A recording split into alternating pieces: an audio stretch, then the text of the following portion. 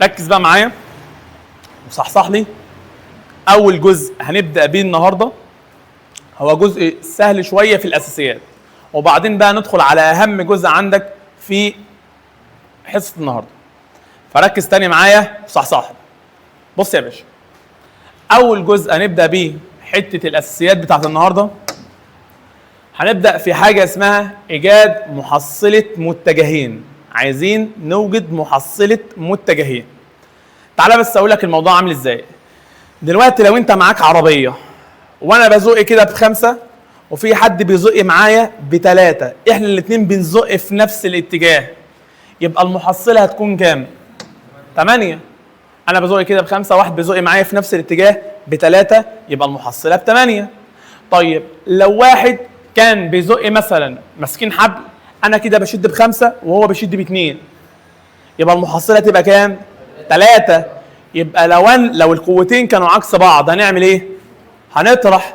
طب لو في نفس الاتجاه هنجمع. طب لو كانوا متعامدين على بعض، لو كانوا متعامدين على بعض يبقى الجذر التربيعي. جذر ده تربيع زائد ده تربيع. تاني، لو في نفس الاتجاه بجمع، عكس الاتجاه بطرح. لو متعامدين على بعض يبقى الجذر التربيعي، عامله بالظبط زي فيثاغورس. طيب بص معايا، تعال نبدا الاول بالجزء الاولاني اللي عندنا. قبل ما نبدا مع بعضينا بالجزء الاولاني، في حته كده ايه عايز اقول لك عليها، حاجه اسمها الاتجاهات. بص يا معالي الباشا، ده اسمه اتجاه الشمال، ده اسمه اتجاه الجنوب، ده اسمه اتجاه الشرق، ده اسمه اتجاه الغرب.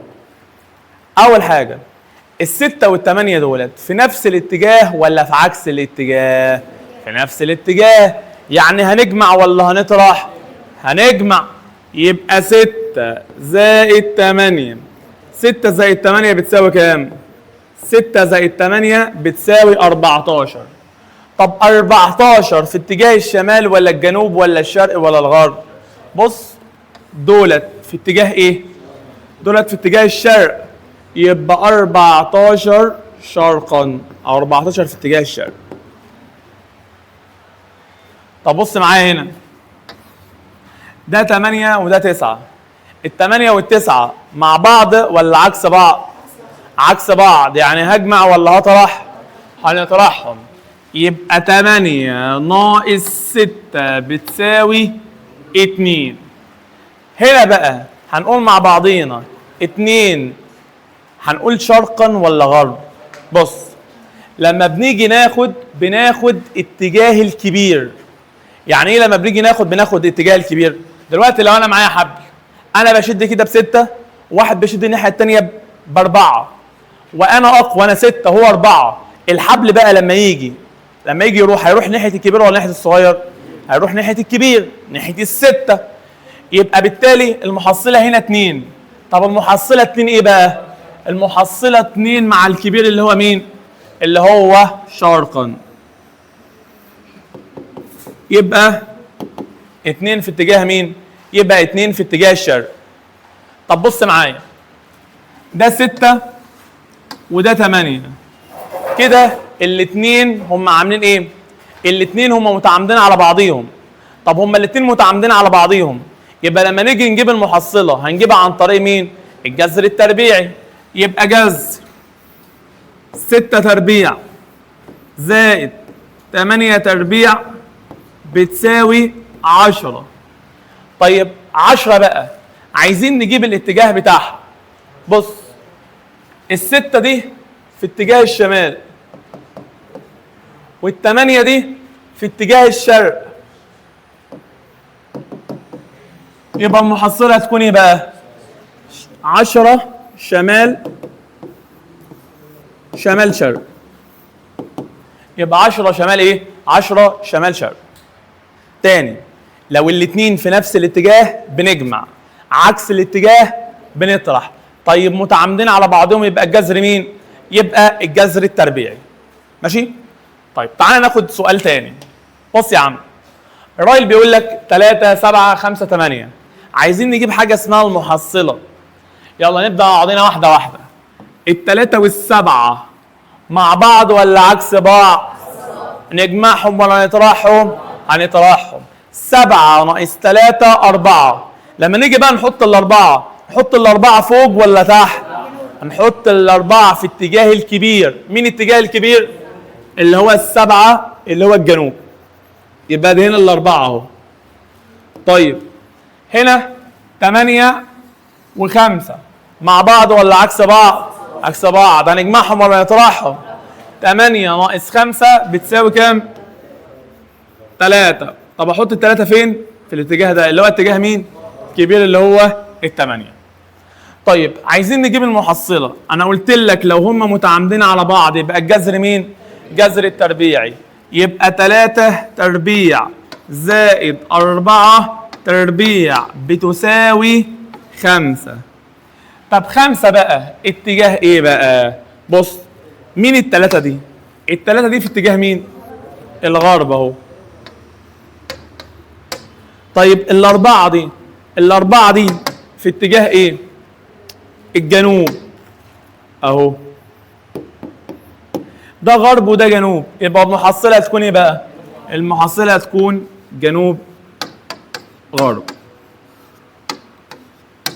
يبقى 5 جنوب غرب. سؤال تاني، جيت مثلا بقول لك ادي ال8 وال6. 8 وال6 دولت مع بعض ولا عكس بعض؟ طيب هنجمعهم ولا نطرحهم؟ نحط بقى الاثنين هنا ولا هنا؟ هنا اهو يا عم. طيب ادي يا عم 5 و7 مع بعض ولا عكس بعض؟ هنجمعهم ولا نطرحهم؟ 7 ناقص 5 ادي 2 اهو في الاتجاه الكبير. عايزين نجيب المحصلة. يبقى المحصلة هتساوي جذر 2 تربيع زائد 2 تربيع بتساوي كام؟ 2. المحصلة اتجاه المحصلة الاتنين ده في اتجاه مين؟ قلنا الاتنين ده في اتجاه الغرب. طب والاتنين ده في اتجاه مين؟ الجنوب. يبقى المحصلة هتكون ايه؟ يبقى المحصلة هتكون جنوب مين؟ جنوب غرب. ادي جنوب غرب. طيب سؤال تاني، بقول لك ايه؟ اخر سؤال يلا، هو على الحته ايه؟ الحته التافهه دي. ادي هنا 17 و8 مع بعض ولا عكس بعض؟ يبقى 17 ناقص 8 كام؟ 17 ناقص 8 بتساوي 9. هنحط 9 هنا. طيب دي 12. هل ال 12 دي في حاجه تحتها؟ يعني في حاجه نطرحها منها؟ لا، خلي ال 12 هي زي ما هي. ده 12 وده 9. عايزين نجيب المحصلة. يبقى جذر 12 تربيع زائد 9 تربيع بتساوي 15. طيب عايزين نجيب بقى الاتجاه. بص معايا، ده في اتجاه الايه؟ الشمال، وده في اتجاه الغرب. يبقى المحصلة هتكون ايه بقى؟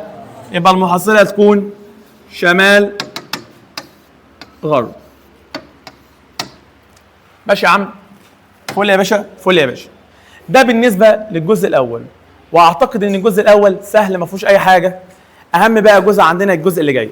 بص، الأساسيات كلها 3 حصص. دي الحصة رقم 2.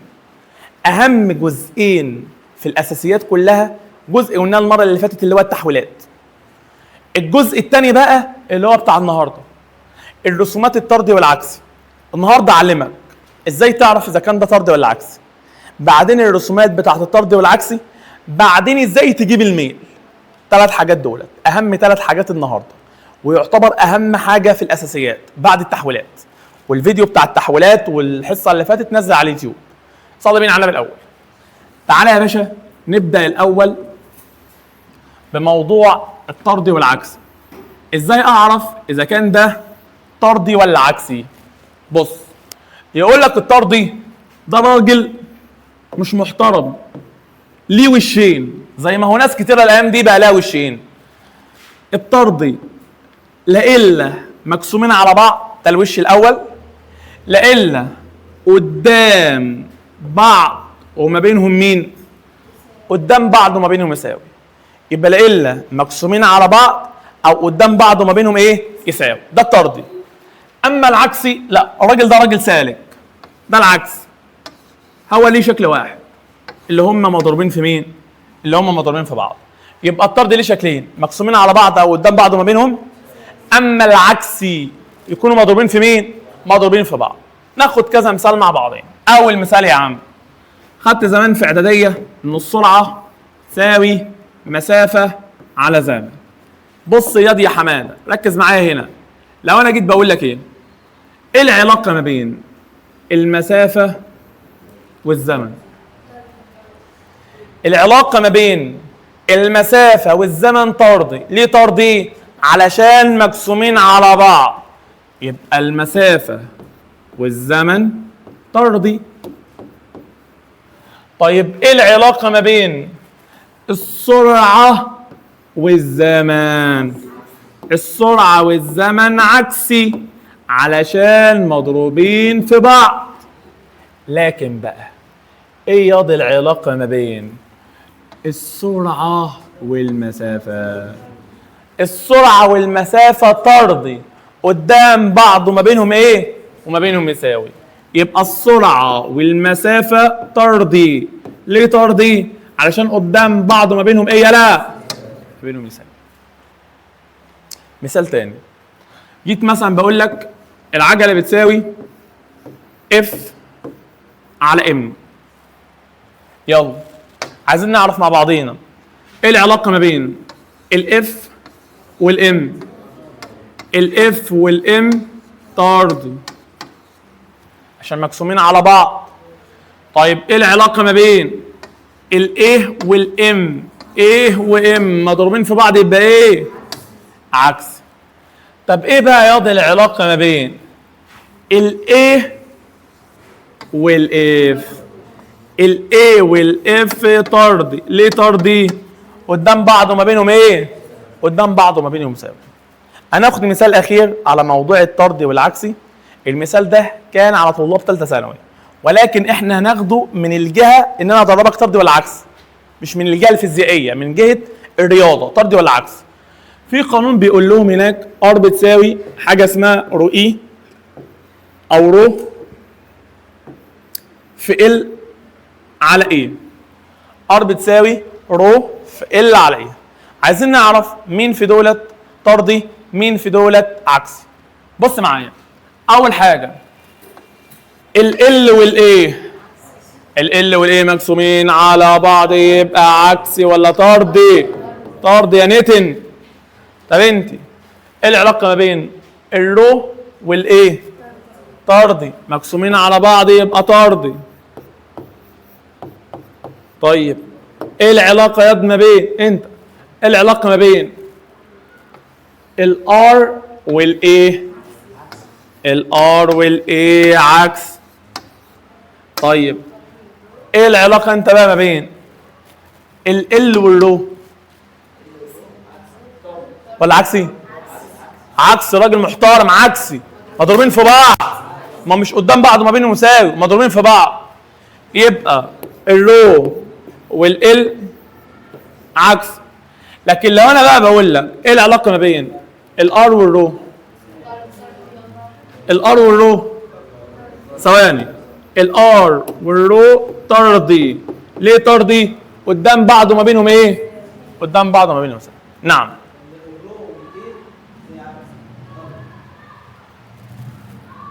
الرو والايه طردي.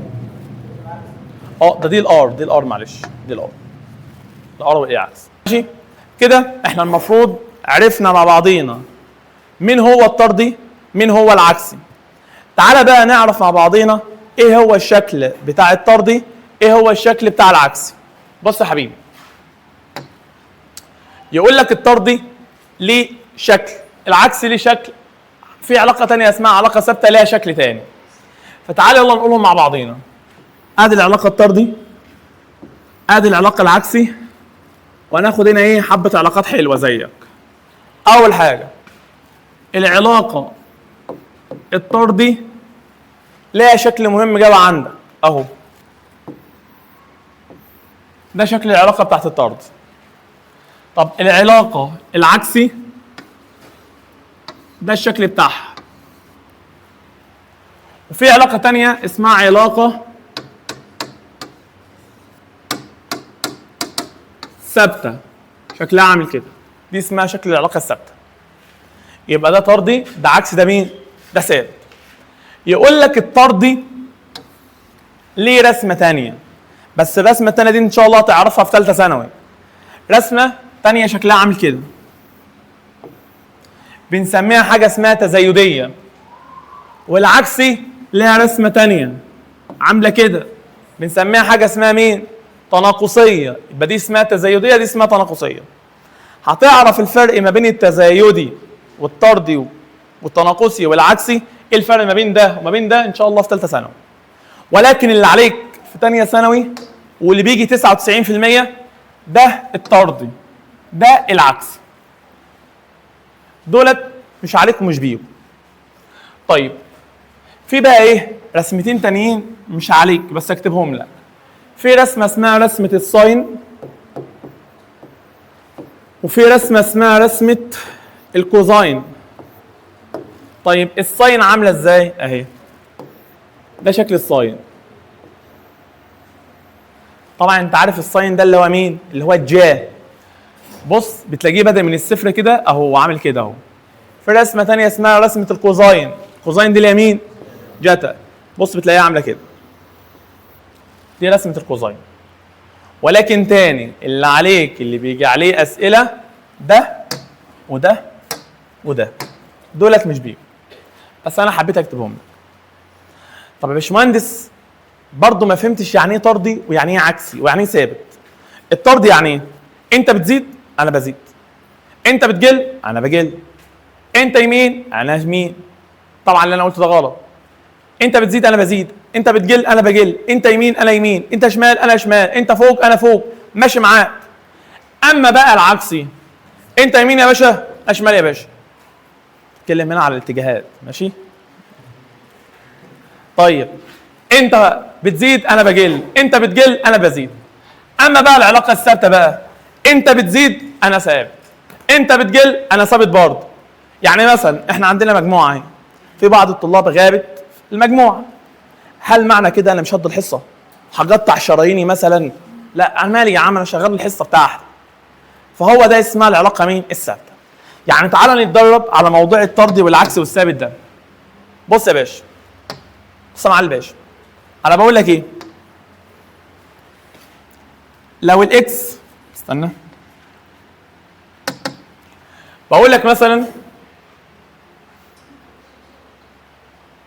هنا مثلا، بقول لك لو الاكس زادت للضعف، ده طرد اهو، الاكس زادت للضعف اللي هو هيحصل لها ايه؟ تزداد للضعف. طيب بقول لك الاكس قلت للنص او الاكس قلت للتلت، يبقى الواي هيحصل لها ايه؟ تقل للتلت. بقول لك في ودانها على طول، انت بتقل انا بقل، انت بتزيد انا بزيد معاك. اما بقى العلاقه العكسيه، تعالى بقى اقول لك بتيجي ازاي. بص يا معلم باشا، هنا بقول لك لو الاكس زادت للضعف هنقسمها نصين، زاد يبقى هنا ايه؟ جل، ما هو عكسه. الضعف 2، اعكس الاثنين يبقى كام؟ اعكس الاثنين يبقى نص، يبقى هيجل للكام؟ هيجل للنص. تاني انا هنا بقول لك الاكس جل للتلت، جل يبقى مين؟ زاد. التلت اهو ده تلت اهو، 1 على 3، اجلب 1 على 3 يبقى كام؟ 3. يبقى يزداد كام امثاله؟ يزداد 3 امثال، يزداد 3 امثال. يبقى تاني هنا زاد جل، ضعف اللي هو 2 نجلبه يبقى نص، يبقى جيب لي النص. جل زاد تلت، اجلب التلت يبقى 3، يبقى زاد 3 مين؟ زاد 3 امثال.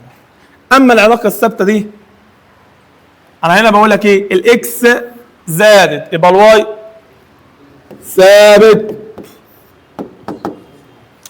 الاكس معلش النظاره جديده بس. هنا الاكس زادت، الواي مالها؟ الواي مالها؟ ثابته يا نبويه. الاكس قلت، الواي مالها؟ ثابته. ماشي على مبدا محمد رمضان باغنيه ايه؟ ثابت مش عايز حركه. ثابته، ده يزيد هو ثابت، ده يقل ده برضه ايه؟ ده برضه ثابت.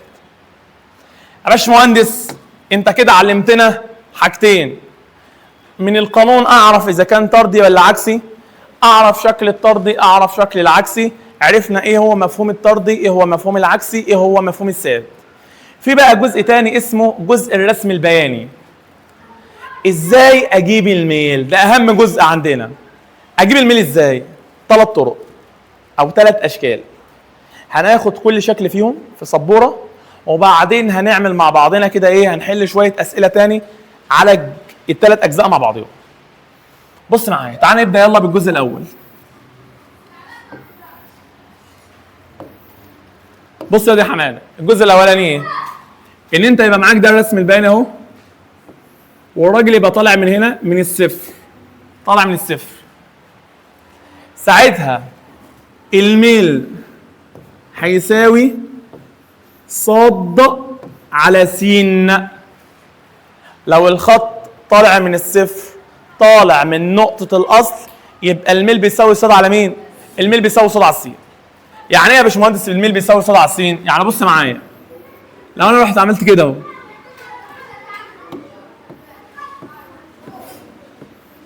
5 10 1 2، وقلت لك عايزين نجيب الميل.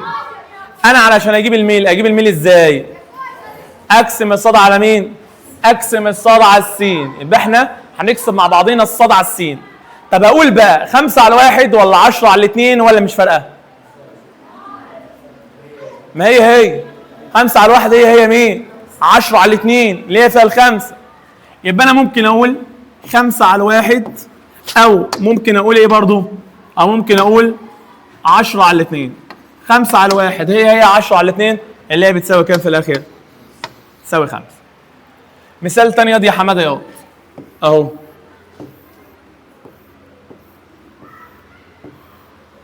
اتنين 4 6 12. عايزين يلا نجيب مع بعضنا الميل. اقول مين على مين؟ 6 على 2 ولا 12 على 4؟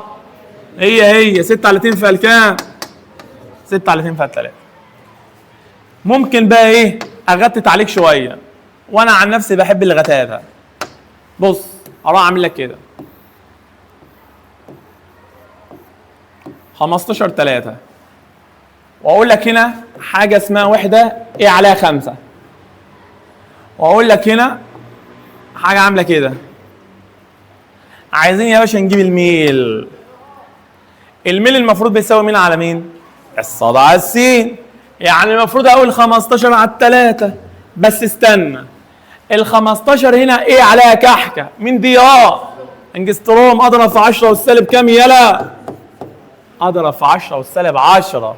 قلنا الكلام ده المره اللي فاتت في التحويلات. طب هنا 3 مايكرو اضرب في 10 والسالب كام؟ اضرب في 10 والسالب 6.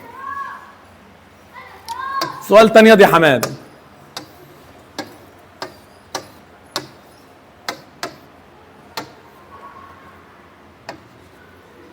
دي بيكومتر ودي حاجه اسمها كده مثلا ملي ثانيه. عايزين نجيب الميل. يلا الميل يساوي مين على مين؟ صاد على س. الصاد بكام؟ 8. بيكو اضرب في 10 اس سالب 12 على 4، ده ملي اضرب في 10 اس سالب كام يلا؟ 10 وسالب 3. تاني الكلام ده كله موجود في الفيديو بتاع المره اللي فاتت التحويلات، بسمعه. ماشي يا باشا؟ يبقى ده الجزء الاول. من الاخر الجزء الاول الراجل طالع من نقطه الاصل، الميل بيساوي الصاد على السين، لقيت تحويله حولها، خلصنا. ده النوع الاول سهل. النوع الثاني، النوع الثاني بقى، افرض يا معالي الباشا الراجل ده ما طلعش من الصفر، طلع من جزء مقطوع من محور الصادات. يعني مثلا عمل كده اهو، ده اسمه جزء مقطوع من محور الصادات. لما نيجي نجيب الميل هل هنقول صاد على س؟ يقول لك لا يا باشا، الميل ساعتها هيساوي صاد 2 ناقص صاد 1 على س 2 ناقص س 1، اللي هي ايه؟ فرق الصادات على فرق مين يا حماده يا نعسان؟ على فرق السينات. فرق الصادات على فرق السينات. مش فاهم يعني ايه؟ يعني مثلا رحت عملت لك كده اهو 8 12 5 7 عايزين نجيب الميل. هل اقول 5 على 8 ولا 7 على 12؟ لا ده ولا ده، هنقول مين على مين؟ فرق الصادات على فرق مين؟ فرق الصادات على فرق السنين. يعني هنقول مع بعضينا 7 ناقص 5 على 12 ناقص 8. 7 ناقص 5 على 12 ناقص 8 هيطلع معايا بيساوي 2 على 4. 2 على 4 في الكام يا بنت يا فوزيه؟ في النص. سؤال تاني بقول لك ايه؟ لو انا معايا حاجه عامله كده ايه؟ بص يا دي حماده، ادي هنا 3 9 8 10 عايزين نجيب الميل. هنقول ايه؟ 10 ناقص 8 على 9 ناقص 3. لما تيجي تحسب ده بالآلة هيطلع معايا بيساوي كام؟ 2 على 6 اللي هي فيها التلت. نسمع لدان ونكمل لسه. يلا مش عايز كلام. بص معايا مثال تاني، بس المثال التاني بقى ايه؟ يبقى فيه فكرة تانية. طب لو انا رحت قايل لك ايه؟ 20 7 13 وادينا زيرو، عايزين يلا نجيب الميل. يبقى نقول الميل بيساوي مين؟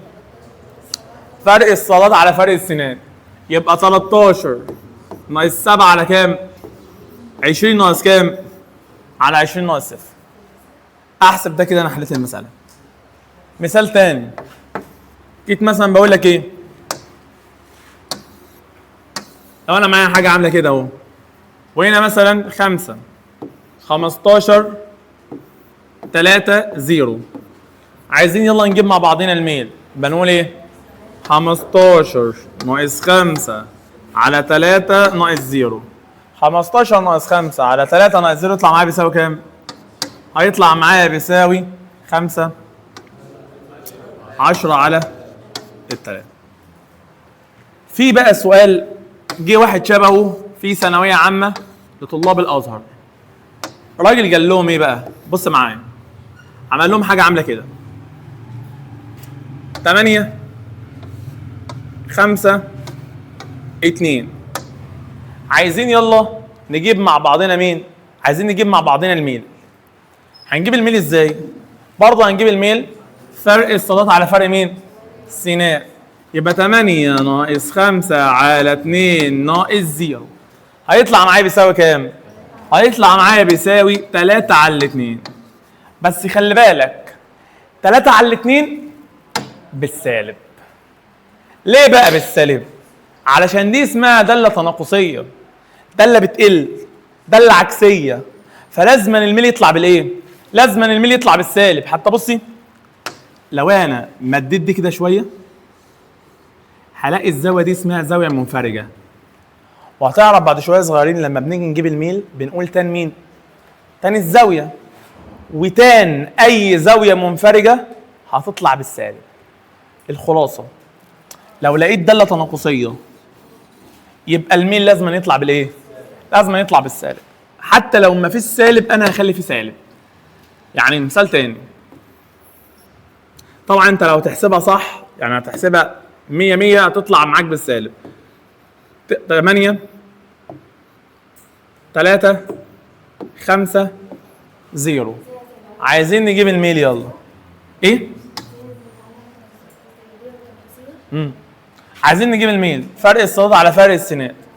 يبقى 8 ناقص 3 على 5 ناقص 0 هيطلع معايا بيساوي كام؟ 1 بس بالايه؟ واحد بس بالسالب، عشان دي بالنسبه لي اسمها داله مين؟ اسمها داله تناقصيه. يبقى تاني احنا خدنا شكلين للميل، لو الراجل طالع من الصفر. الشكل الثاني لو الراجل طالع من جزء مقطوع من محور مين؟ الصادات. الشكل بقى الثالث والاخير ده اسهل واحد فيهم، اللي هو الراجل يدي لك زاويه. لو انا بقى رحت اعطيتك ايه؟ لو انا رحت اعطيتك زاويه، بص معايا، ادي رسم وادي سيتا اهي، زاويه اهي. يقول لك الميل بقى يساوي مين؟ يقول لك الميل هيساوي تان الزاويه. طبعا انت عارف التان دي اللي هي اسمها مين؟ التان دي اللي هي الظا. وخلي بالك لما بنيجي ناخد الزاويه بناخد الزاويه مع الافقي. الزاويه اللي فوق دي كوخه، خدهاش. ناخد الزاويه مع مين؟ الزاويه مع الافق. يعني مثلا جيت بقول لك دي رسمه اهي والزاويه دي ب 30، يبقى الميل هيساوي تان كام؟ يبقى الميل هيساوي تان 30 اللي هي 1 على جذر 3.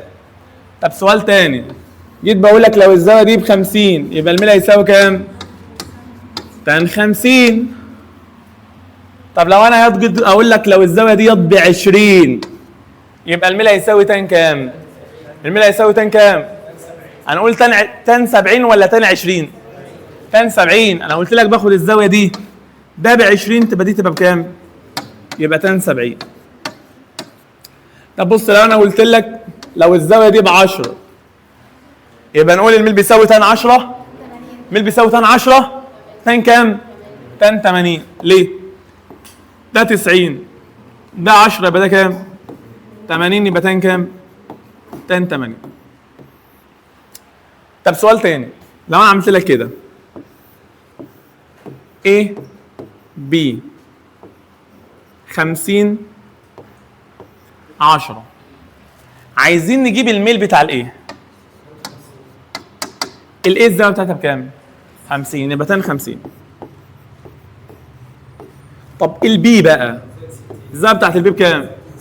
الزاويه بتاعت البي ب 60 يبقى تان 60. محدش يقول لي تان 10، لا انا قلت لك بناخد من الخط لحد المحور الافقي، يبقى نقول تان كام؟ تان 60. 10 و50 60. مثال تاني اهو، A B 30 15، عايز اجيب الميل بتاع البي.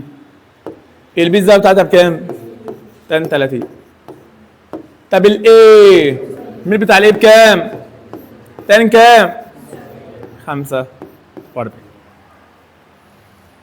احنا كده المفروض شرحنا الثلاث انواع دي، كل الميل اللي موجوده عندك. تعالى بقى نبدا نحل عليهم شويه مسائل مع بعضينا كده. يلا ركز معايا. ادي اول مساله اهو. بقول لك ايه؟ لو الزاويه دي ب 45 عايزين نجيب الميل، يبقى تان 45 اهو، تان 45 يساوي 1. طب ياض يا حماده، هنا 12 وهنا 4، عايزين نجيب الميل. الراجل طالع منين؟ من الصفر، يبقى لما اجي اجيب الميل هقول مين على مين؟ صاد على السين، يبقى 12 على 4 فيها 3. مثال تاني، لو انا جيت بقول لك الزاويه دي ب 15 والزاويه دي ب 15، عايزين نجيب الميل بتاع الاي والميل بتاع البي. اول حاجه تعالى نبدا بالبي. البي الزاويه بتاعتها بكام؟ تان 15. الاي تان 30. طب سؤال تاني ياض يا ملواني ياض، ده 30 وده 20. نبدا الاول بالاي اهو. الاي بكام يالا؟ 50. البي بكام ياض يا حماده؟ تان 30. بص بقى السؤال اللي جاي ده بقى، بقول لك ايه بقى في السؤال؟ رحت ياض بقول لك ايه؟ بقول لك دي رسمه، الراجل طالع من ال 12 وده هنا 48 وادي هنا 8 وادي هنا 0، عايزين نجيب الميل. هل هنا اقول بقى الصاد على السين ولا اقول فرق الصاد على فرق السينات؟ فرق الصادات على فرق السينات. يعني لما اجي اجيب الميل هقول ايه؟ 48 ناقص 12 على 8 ناقص 0 هيطلع معايا برقم كسر. ادي دي مسألة. لو ده ب50 لما اجي اجيب الميل هقول تاني ايه؟ تاني 50 ولا تاني 40؟ تاني 40. اخر سؤال عندنا اللي هو السؤال الاخير ده.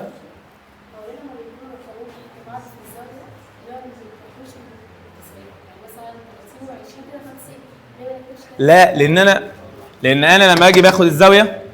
ايه ده يا حبيبي؟ ايه ده يا بايا؟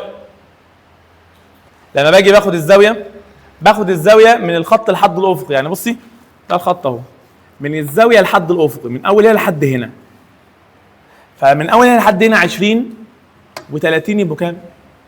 50. يلا اخر مساله بقى عندنا. يلا يا حماد.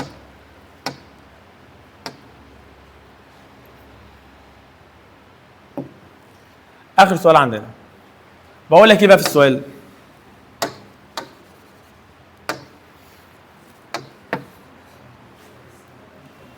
بقول لك ده 40 ده 40 وده 0. عايزين نجيب الميل. طبعا انا محتاج رقم تاني عشان اقول فرق الصادات على فرق السينات. خد اي رقمين قدام بعض. يعني مثلا يا عم مثلا انا هقول ده مع ده اهو. فلما نيجي نجيب الميل هنقول ايه؟ فرق الصادات على فرق مين؟ فرق الصادات على فرق السينات. يلا فرق الصادات يلا. هنقول 40 ناقص كام؟ 40 ناقص كام؟ ناقص 20 على 5 ناقص 0. 40 ناقص 20 على 5 ناقص 0 هيطلع معايا ب4. بس 4 بالايه؟ بالسالب عشان دي داله ايه؟ واحد قال لك لا يا باشا انا الكلام ده مش ما ينفعش معايا. انا هختار رقمين تانيين. انا هختار يا عمي 8 مع ال8. تعال نشوف. يلا نقول ايه؟ 40 ناقص 8 على 8 ناقص 0. 40 ناقص 8 على 8 ناقص 0 يطلع معايا بيساوي كام؟ 4 برضه بس بالايه؟ 4 ولكن بالسالب.